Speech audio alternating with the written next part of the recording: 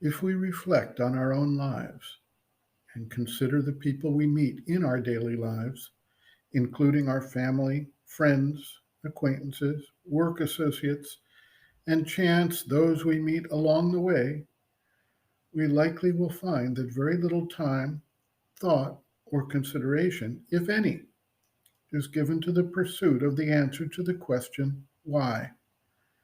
We think about all the little details of our lives, the food we eat, the enjoyment we have, the next activity we are to undertake, our education, our participation in sports or other hobbies, our desires, our need to work and acquire money, buy things, develop a family, and explore relationships, not to speak of the time we spend in dissipation or pure amusement. Few people we meet at any time who seriously consider why they are alive and what they are supposed to do with the life they lead. There are many who will respond with a purely mechanical, process oriented answer that they were born out of their parents' act of procreation and they don't really have any purpose. They will live their lives as best they can, and when they die, it's over. There are others who accept the teachings of one religion or another without deeper reflection that they are here for some kind of test or trial, and if they pass, they will proceed to heaven when they die, and if not, then they must burn in hell.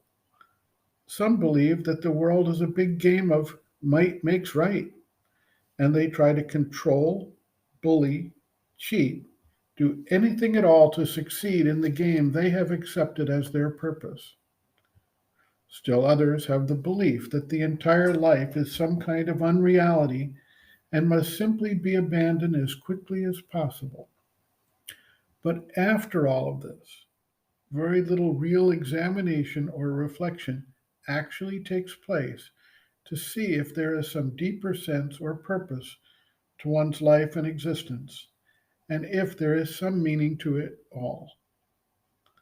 There is, of course, individuals who, one way or another, experience another reality, who understand through that experience that life has a purpose and that the individual life is meant to express that purpose in an ever greater and more perfect manner. Some experience this through what is known as a near death experience. When they return, they are somehow changed. They see things from a different perspective. They return with a new insight to their lives.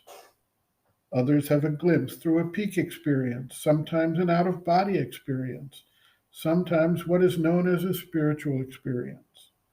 However, it comes about, these individuals undertake acts such as a vision quest, a pilgrimage, a deep inner reflection and examination, or wind up seeking out and finding a teacher who has had a similar experience and who can help guide them to a new level of understanding.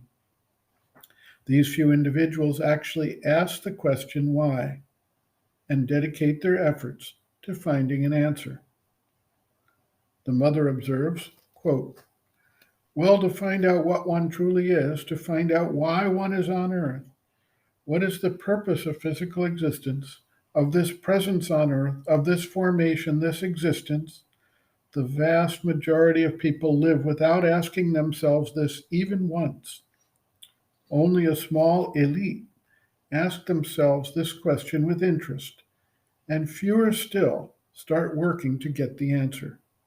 For, unless one is fortunate enough to come across someone who knows it, it is not such an easy thing to find. Suppose, for instance, that there had never come to your hands a book of Sri Aurobindo's, or of any of the writers or philosophers or sages who have dedicated their lives to this quest.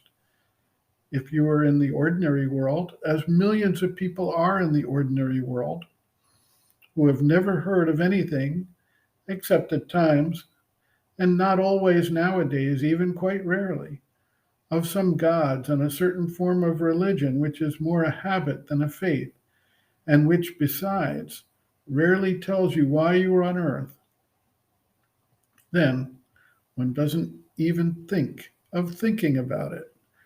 One lives from day to day the events of each day.